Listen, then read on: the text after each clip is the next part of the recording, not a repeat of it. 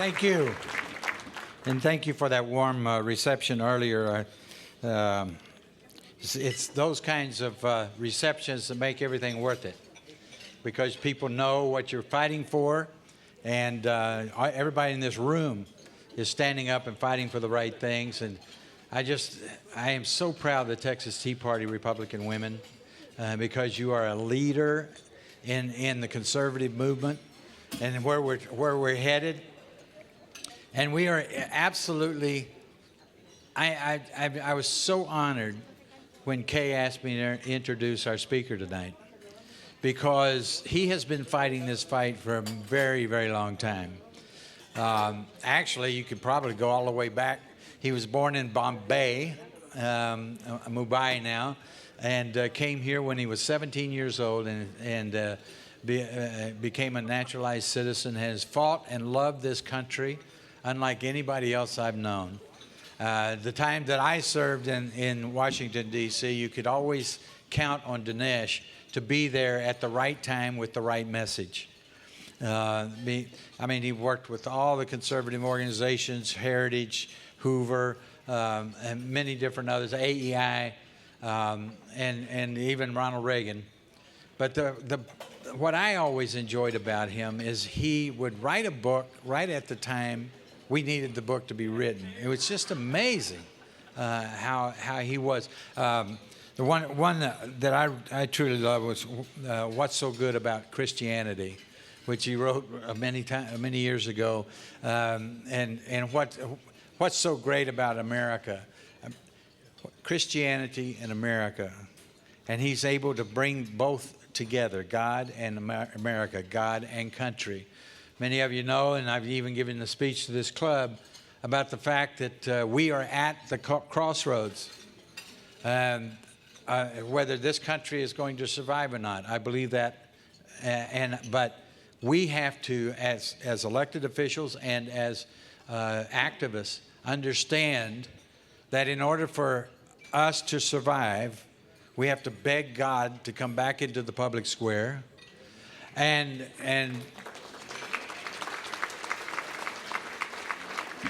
we have to stand on the Constitution, and Dinesh is doing that.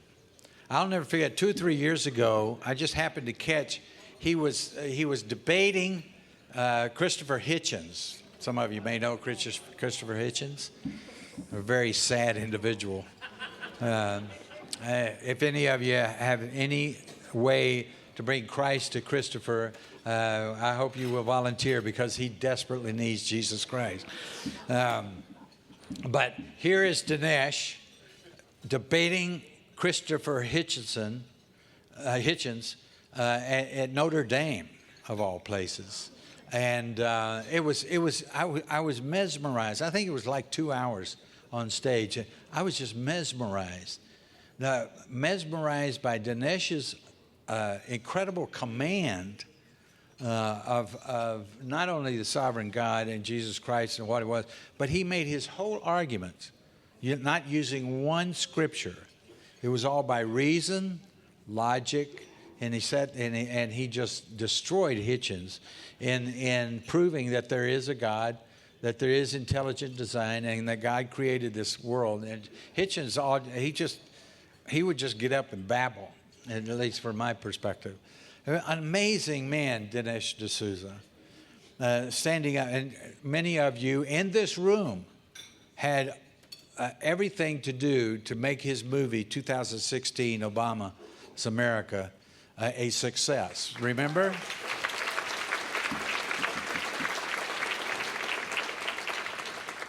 What a movie. The most impressive thing about this movie that I understand is that here is a man that stood up and told the truth about Barack Hussein Obama. And for it, they came after him. Some of you may not know, but they came after him on just the silliest of things. You talk about selective prosecution. I know a little bit about that. But they came after him, and now he faces prison. In September, he's going to be sentenced. And let's all pray that this judge would have a complete turnaround and the worst he gets is maybe some probation or an ankle bracelet or something. For doing what?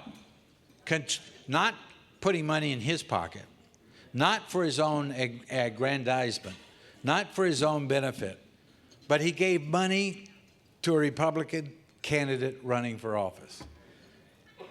We have so criminalized politics, and this is where Republicans sometimes just really disappoint me. This whole campaign finance reform stuff, making it criminal, putting people in prison for raising money to elect Republicans.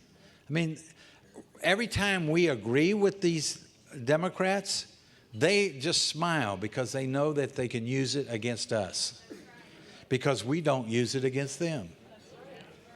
And you elected officials, if you don't do something about this, you could be next. You could be next. But Dinesh is out there fighting for the good fight. He's fighting to bring God and country together again.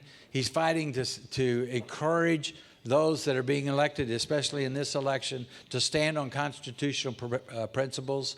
And he puts it here. He's been attacked, may go to prison, but here he comes with another documentary called America.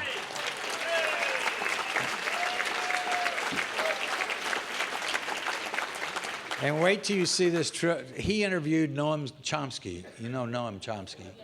He's the reason why we should clean out all the left in our universities, you state legislators. But here we are. I want you to see a little trailer of the upcoming movie, America, that premieres right here in Houston on July the 2nd.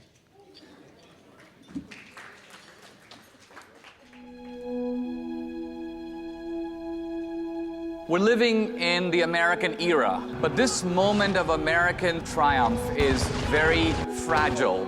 Of course we can say thievery was a critical element to the expansion of American empire and the establishment of the American way of life. Of course. The settlers came in, drove out, exterminated the native population. That's one of the two original sins of the society. Another being slavery? The other is slavery. The ideal of racial reparations is a good one. I think it's one about justice. Why do you want to blow up Mount Rushmore? You're quoted saying it's like having Hitler looking over you. It's a symbol of oppression. It's a symbol of genocide for our people. And there's a reason why most of the world regards the United States as a predatory colonial power. The war with Germany has ended. The forces of freedom have triumphed. One small step for man, one giant leap for mankind. Mr. Gorbachev, tear down this wall. When you hear the name America, what are some words that come to your mind? European expansion, conquest, colonization, genocide. Private capital, unless it's constrained in some fashion, is extremely destructive. And more destructive than even centralized federal power? In a country like ours, yes, much more destructive. This argument at the core is a moral indictment of America and of the free market system. Reagan had called the Soviet Union, you remember, an evil empire, and the Soviet Union is dissolved. So who's the new evil empire? Well, you're sitting in it. How badly we need right now a Washington, a Lincoln, a Reagan. Well, we don't have them, but we do have us.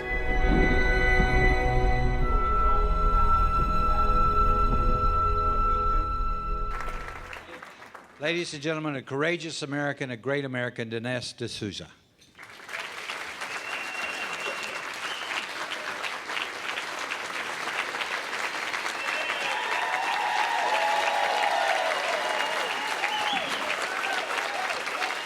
Thank you.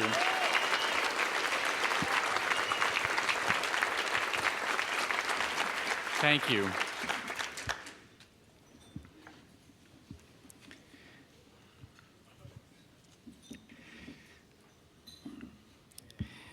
I am excited and humbled and thrilled to be here. As I look around the room, we're actually in a very remarkable moment. There is gathered in this room so much accumulated power that part of what I want to talk about tonight is the situation we face as a country and how we alone can make a huge difference to turn it around. Now, I'm an immigrant and I love America. I remember I first saw the United States from the sky at the age of 17, flying over John F. Kennedy Airport and seeing the city and the Statue of Liberty. And I remember a very strange feeling came over me that essentially told me that I had moved from the periphery or margin of the world to the center, and that somehow my life would never be the same once I set foot in America. If you read The Great Gatsby, on the very last page, Fitzgerald talks about the feeling of astonishment of the Dutch sailors as they came around the bend and they saw for the first time what he calls the green breast of the New World. This was Manhattan. And that's the feeling I had, and it's never left me. And it is, in a way, it shapes all my politics, so that even though I've written more than a dozen books now on a lot of different topics, they all converge on one topic, and that's America. Now, 200 years ago, when the American founders got together in Philadelphia, they believed that they had come upon a formula, a recipe for a new type of country. And the founders believed that if this recipe were to be adopted, this new country would, over time, become the strongest, the most successful, the most prosperous country on the planet. And here we are, America, just as the founders predicted, on top of the world's sole superpower. And yet, this moment of American triumph is very fragile. America has been a superpower for 60 years, since World War II. America has only been the sole superpower for 20 years, since the Soviet Union collapsed in 1992. And already it seems that there is some force that is dragging us down. We feel it. And so we look abroad to locate it. And we see that there are no Nazis on the horizon, and the Soviet Empire has dissolved, and there are some annoying Iranian mullahs who irritate us, but they don't have the power to existentially threaten us. So that if America is, in some sense, pulled down, that force is coming from within. Now, as an immigrant, I'm not surprised to see anti-Americanism. But again, you expect this anti-Americanism to come from a Venezuelan dictator, a Russian apparatchik, a Egyptian mullah, but no. The most pungent and articulate and vehement anti-Americanism is within America. And it is promoted relentlessly to our own children and grandchildren in school. It is being subsidized by us. We save money and mortgage our homes and put it all aside and send our children off away to grow up, and that's when their teachers get a hold of them and practice something I'm going to call the shaming of America. The shaming of America, a narrative of uninterrupted American shame, as an antidote to the pride that you may have tried to instill in your children. So, who is dragging us down? Who is pulling America down? In my last film, 2016, I focused on one man, Barack Obama. One of the things when I first came to America, I lived in a host family, and I asked my host parents, what's the greatest thing about America? And I remember one of them saying, well, Dinesh, one of the great things about America is that anybody can grow up and be president. I must say at the time, until 2008, I didn't take that saying literally. But Obama said in his inaugural speech that he wanted to remake America. To remake America. Now, how do you remake something? If I said I want to remake the bridge, well, first I have to unmake the bridge that's there now. I have to take it down. And I think Obama's remaking requires an unmaking of a certain view of America that we share in this room. But one man, no matter how powerful, cannot remake a whole nation by himself. He needs a movement. He needs a team. And I don't just mean Valerie Jarrett and what's his name in the West Wing. He needs a whole powerful movement in the culture. Now, Obama did not create this movement. It created him. I'm going to talk about that movement today, and that movement is the theme of our new film. So the new film, America, pulls back from just Obama. It's got Hillary, but it's ultimately about this very powerful movement.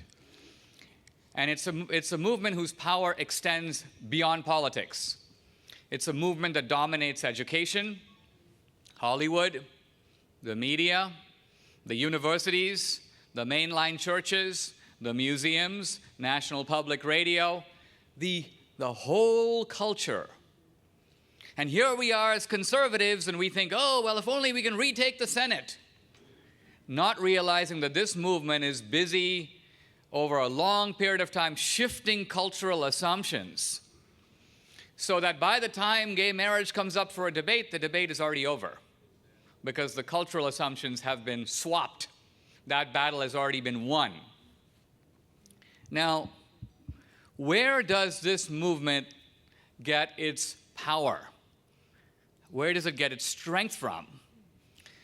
It doesn't get its strength from where we think. We think it gets its strength from government assistance. And so in the Romney campaign going back a few years, we heard that America is divided between the makers and the takers. And the makers are the guys who are putting into the system, and the takers are the guys who are taking out of the system. To look at American politics that way is to actually miss the moral thrust of what sustains not just Obama, but the whole progressive movement. Behind it is a very powerful argument that is being relentlessly pressed on us and pressed through the culture. So what is that? What is the big idea behind all this? What is the big idea for which government redistribution then becomes the remedy?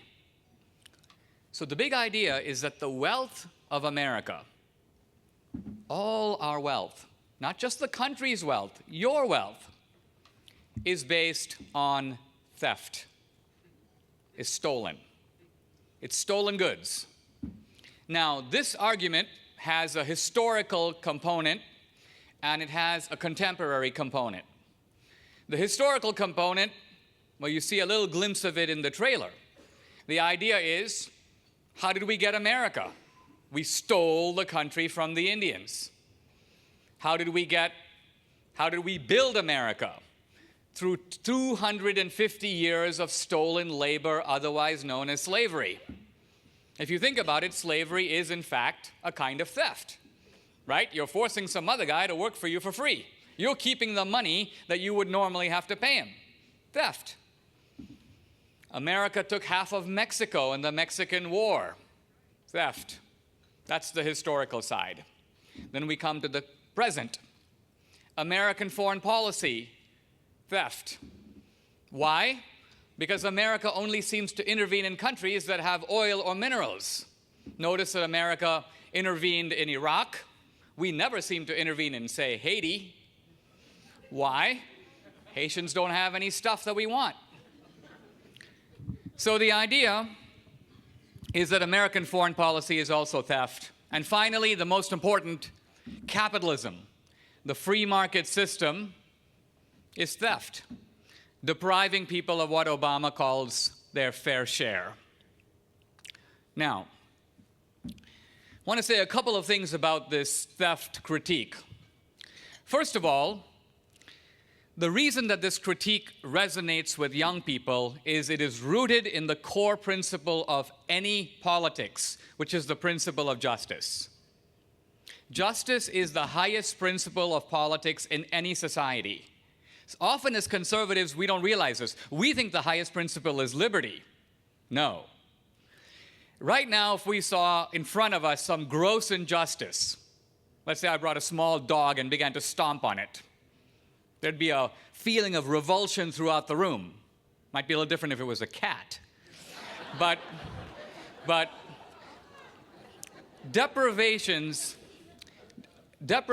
of liberty might be offensive, but deprivations of justice make your blood boil.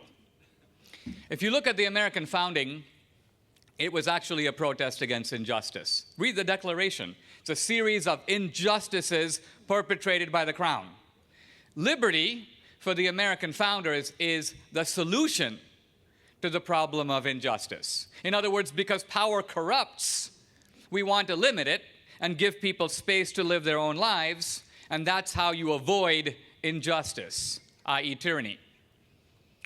So, one reason we lose the debate, particularly with young people, is that the left actually has the trump card. They have the ace, justice. We have the king, liberty.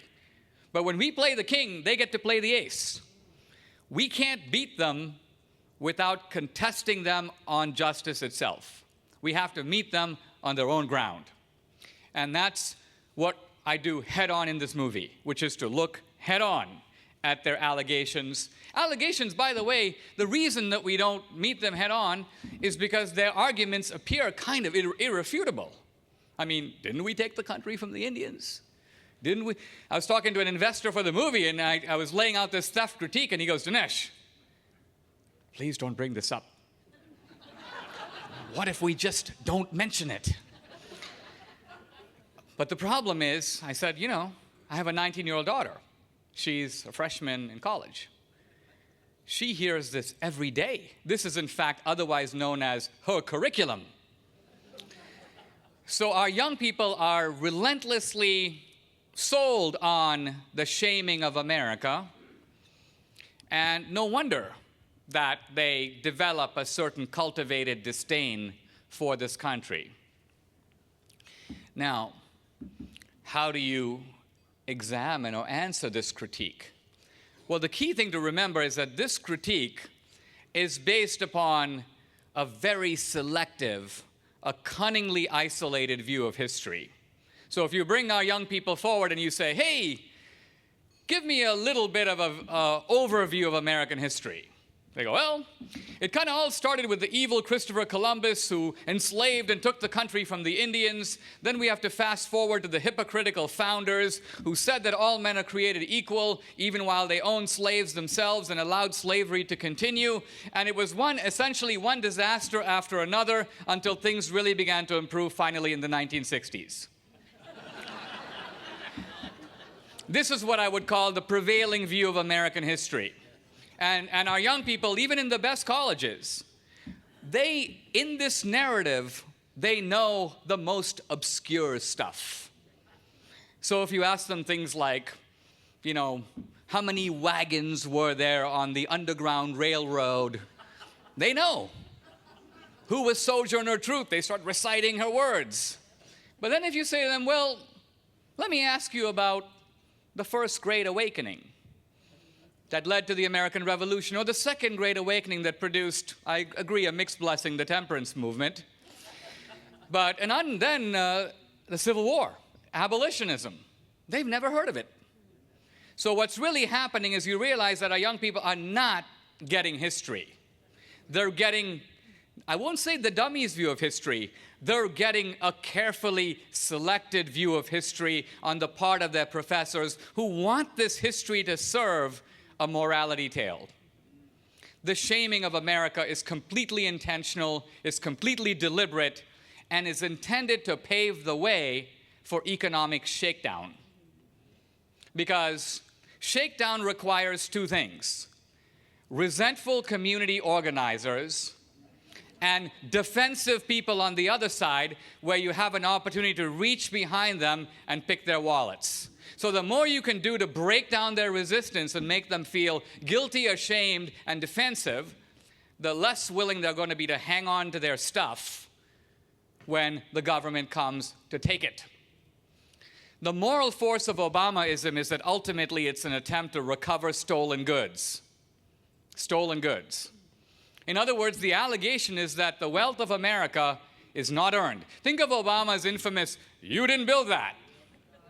Now, that's actually a philosophical statement. It's worthy of a moment's analysis. What's Obama really saying? On the face of it, and by the way, there was another speech by Elizabeth Warren, which should be read as a companion piece to Obama. But what are they both saying? On the face of it, what they're saying seems kind of sensible, which is that, hey, there are a lot of preconditions to creating any kind of wealth. You can't create wealth if you don't have roads, if you don't have bridges, if you don't have police to protect you. But their conclusion then, very interesting, is you didn't build that, which is you didn't earn that. Now, again, if I were to yank up my daughter and say, you know, you're admitted to an Ivy League college, but you didn't earn that. You didn't earn those SAT scores. Oh, Dad, why? Well, you drove on the public roads to get there. You know, I think she would think that this was nuts, right? Because we all benefit from the public roads. But what Obama's really saying is that the wealth of America is created by society, collectively. But then greedy entrepreneurs swoop in and grab it. But it's not theirs. And therefore, when the government confiscates it, they're not taking your stuff. It didn't belong to you in the first place. One problem with all the Republican and conservative arguments of the past 25 years is that they tend to focus on a defense of capitalism on the grounds of efficiency. Capitalism works. But if you have stolen your stuff, it doesn't matter if it works. If somebody comes to your house and says, you're in possession of stolen Nazi art, you say, I didn't do anything. Well, yeah, but your ancestors did, and it came down to you. It doesn't belong to you. You can't say, well, but I'm putting it to really good use. I'm an excellent curator of this art. It doesn't really matter. If it's not yours, you have to give it back. This is what gives the progressives their indignation, their determination, their organizational fanaticism, and their moral superiority. It may seem unbelievable that people who sit around in the bandwagon rather than pulling the bandwagon should feel moral superiority. So where does their moral superiority come from? When I checked into this hotel a couple of days ago, I noticed that if you park your car at the hotel, it's about $25 to park overnight. And I want you to think for one moment about the world as it looks like from the point of view of the guy, the valet, parking the cars. So he's thinking, okay, yesterday I parked 100 cars. I made $2,500 for the Westin. But how much should they pay me? $100. So where did the other $2,400 go? Now you have to remember that from the parking guy's point of view, he is not a taker. From his point of view, he's the maker. He parked the cars. He's thinking that right now, some fat guy is taking his girlfriend to Hawaii and spending that $2,400 of his money.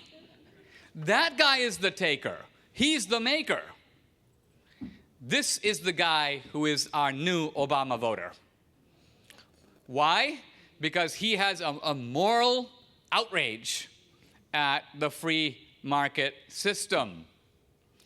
Now, as conservatives, we are extremely gentle with our opponents. They're a little less gentle with us. So their accusations on us go like this: you are greedy, you are selfish, you are imperialistic, you are racist, you are a warmonger, and that's kind of how they get started. There's a lot more behind that. We, on the other hand, when we get really worked up, we say things like, you're extremely well-intentioned, but your policies just don't happen to work. And that's kind of our great knockdown left hook. Now, what I want to do today is to give you a little bit of a different psychological diagnosis of what is lying underneath the left.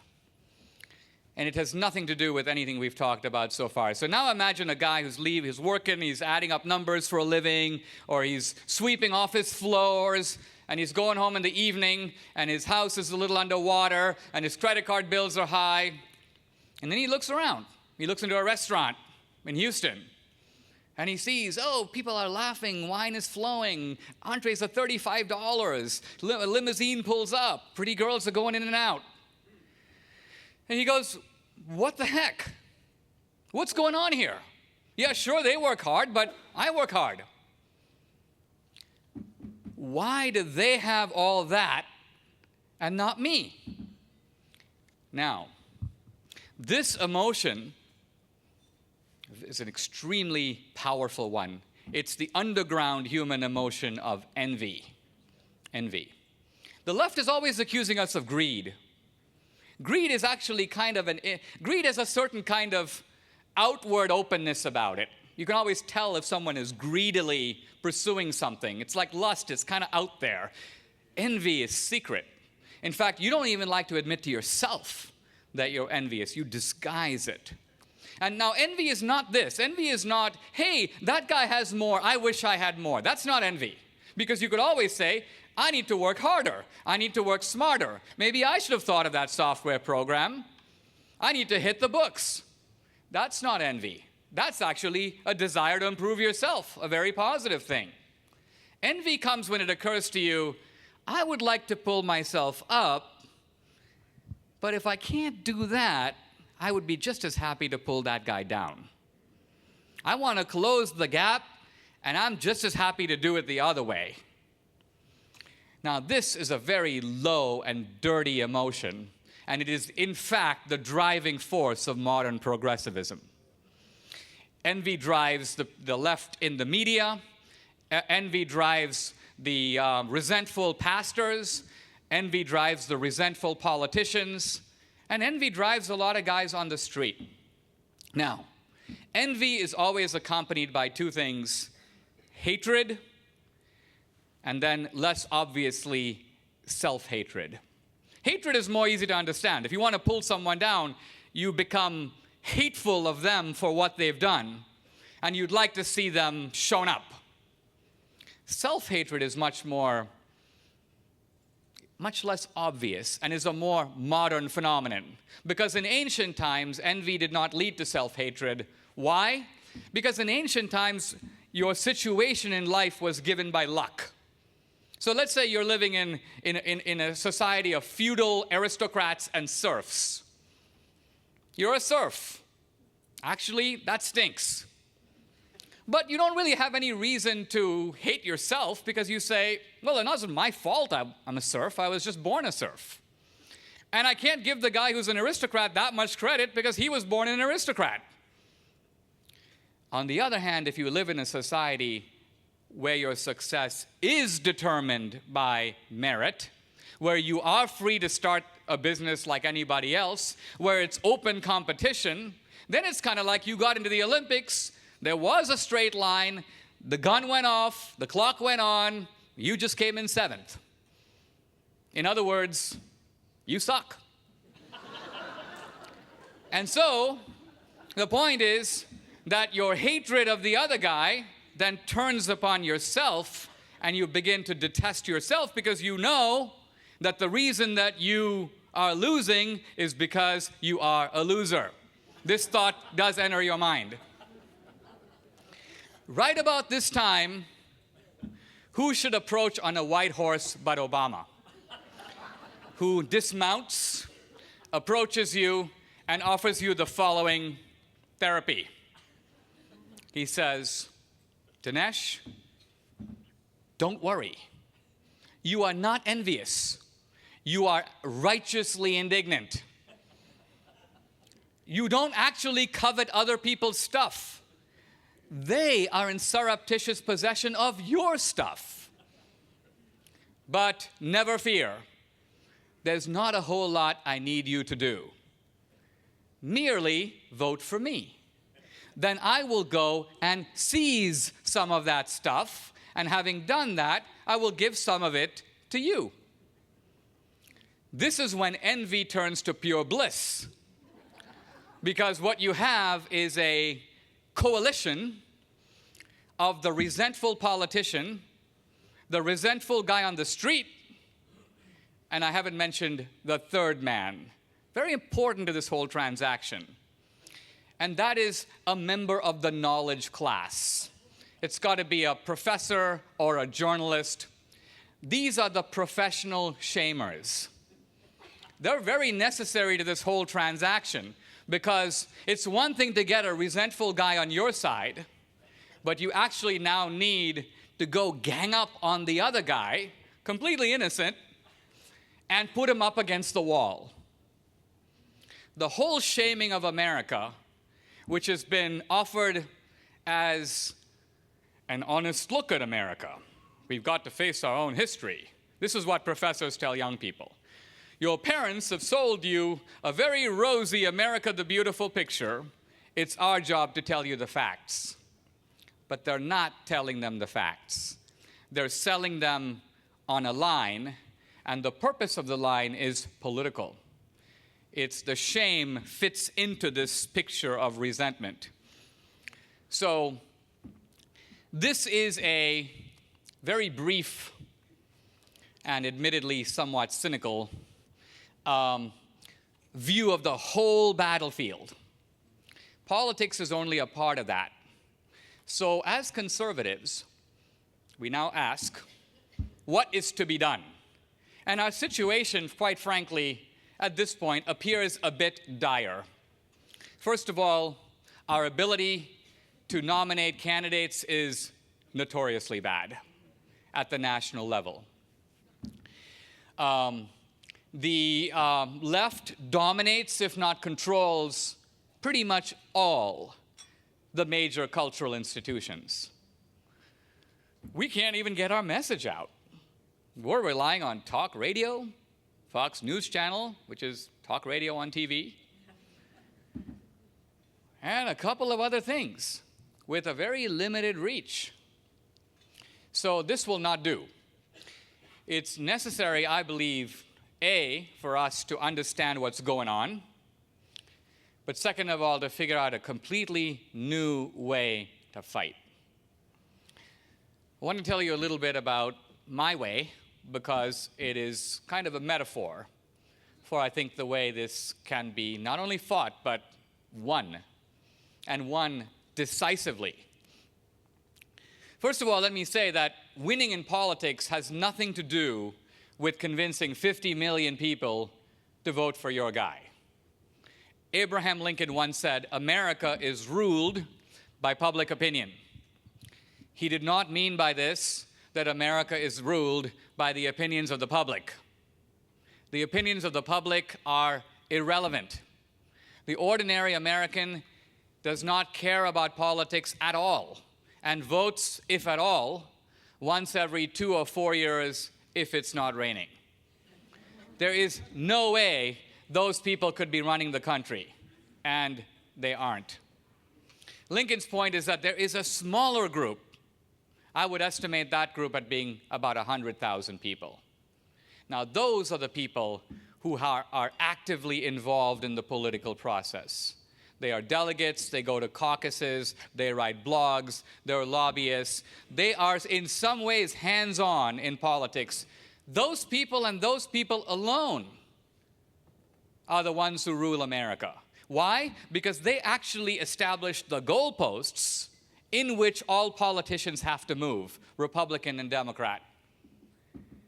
So my point is, the left has accomplished this not with 40 million people, but with about 50,000. That's their team.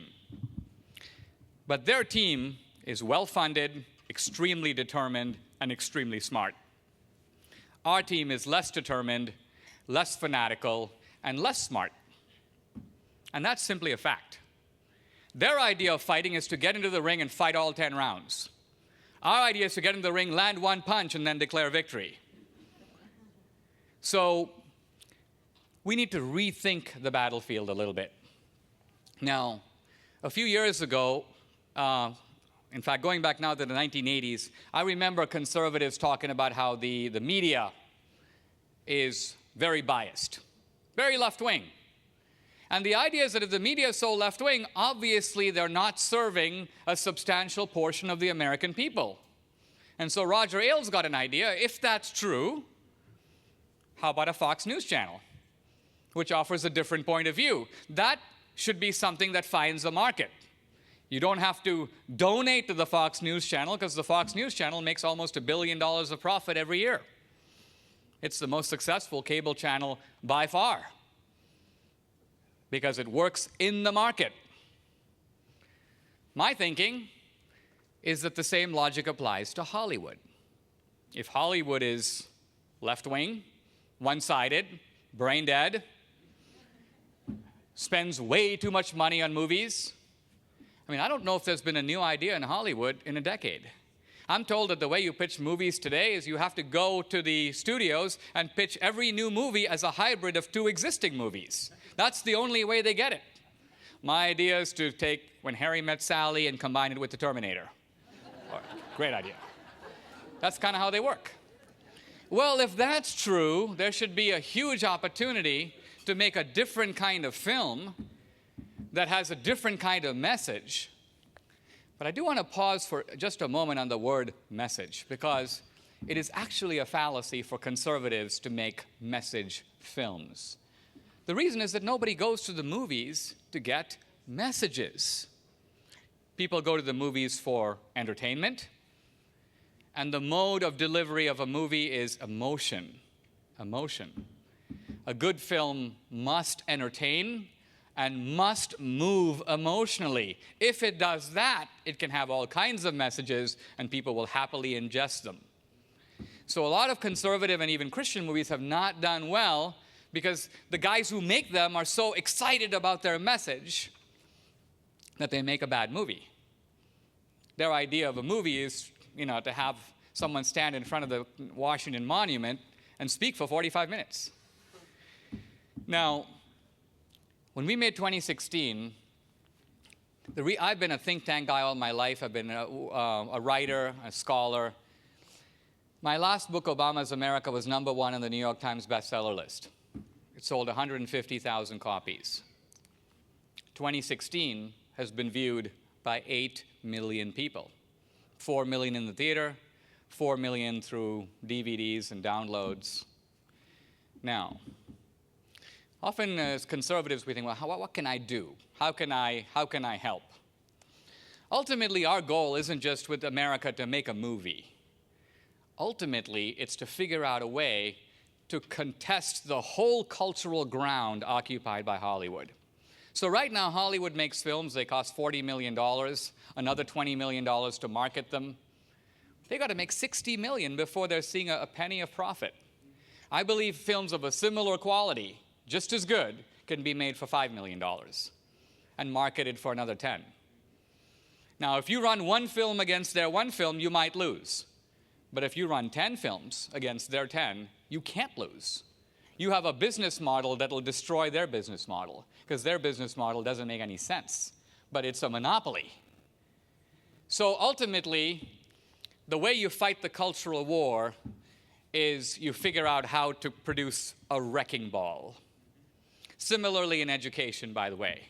For 25 years, our solutions have been to concede the territory to the other side and then to set up small rival outposts so we can send our children to the Christian college or the conservative college.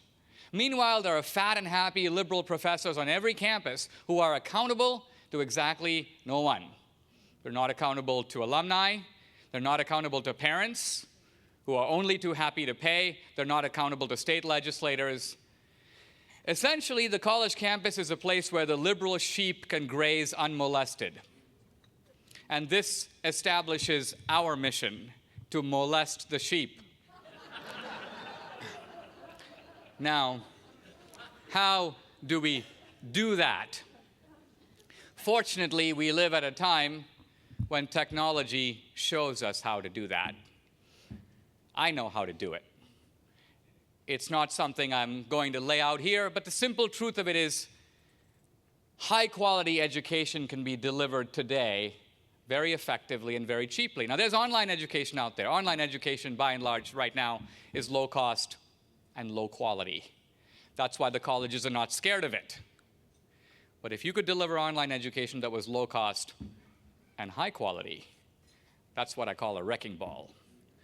So as conservatives, it's time to stop thinking in terms of trying to figure out how to get 10 more guys to sign up for this website, or 4 more guys to do this or that, and to try to think about how do we put explosives into the institutions that are dominated by the left and create havoc.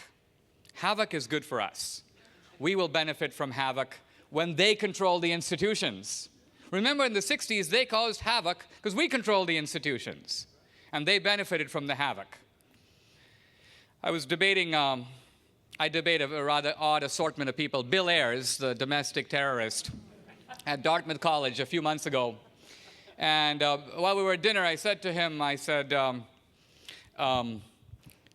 Bill, you started the SDS, the Students for a Democratic Society at the University of Michigan, where there are approximately 25,000 students. I said, how many did you have for SDS at the peak? He goes, Dinesh, at the peak, we had 300. 300. And so great was the impact of that organization, not just at Michigan, but nationwide, that if you pick up the Michigan Handbook in 1965, you see one kind of human being, and if you fast forward 5 years, you see a completely different kind of human being with long hair and a different worldview. And those 300 guys did that. Why? Because they were organized, they were smart, and they were willing to walk into the president's office and kick over his wastepaper basket and submit non-negotiable demands and let the cops drag them out, and they didn't care. And as a result, they took over the whole place. So, this is where we are as a movement. Now, it so happens that with our new film, we're opening on June 27th in Houston and in Atlanta. That's it, 2 cities. And then the next week, we open in 1,000 theaters nationwide. That's thanks to you, by the way. It's because of 2016, which opened in 1 theater, then went to 4, then 12, then 100, then 1,000. But this time, when we're making the film, Lionsgate was at our door to sign the film. It's going to be a Lionsgate release. It'll open in every major theater chain in the country. But how it does right here in Houston the first week will help to determine how fast the rocket goes out of the gate. Because the next, or after the weekend, people in the Hollywood executives will open the Hollywood Reporter and look at the per-screen averages of the movies. So the truth of the matter is, like that group that Lincoln mentioned, you happen to be in a strategically critical position to help us. Help us do what? Help us launch this wrecking ball. That is our mission, and we know how to do it. And, you know, Tom DeLay earlier mentioned my legal problems and so on. The strange thing about this kind of life and this kind of politics is I was sort of born for it. Because when I was a student at Dartmouth, we used to tell the deans that taking on a rebel conservative newspaper is a bit like wrestling with a pig. Not only does it get everyone dirty, but the pig likes it. And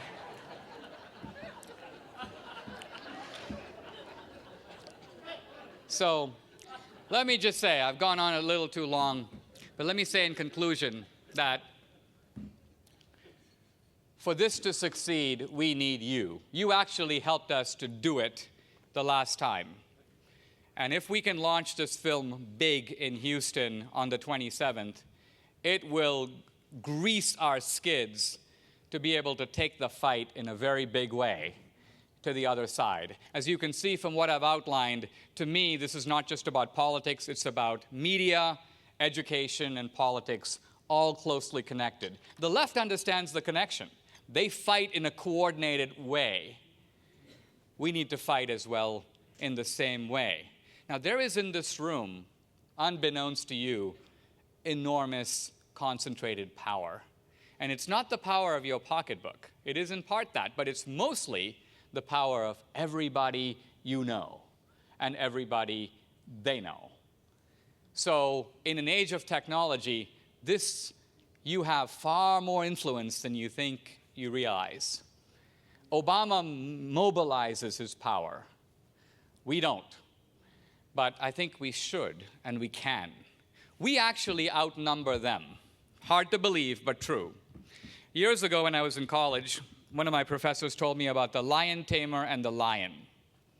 And here's the lion tamer with his little stick, and here's the lion prancing up and down, obediently responding to the lion tamer. And my professor said, who is in fact more powerful, the lion tamer or the lion? The lion. So why is the lion obediently prancing? Because the lion doesn't know that. We have the power if we will recognize it, more importantly, if we will use it.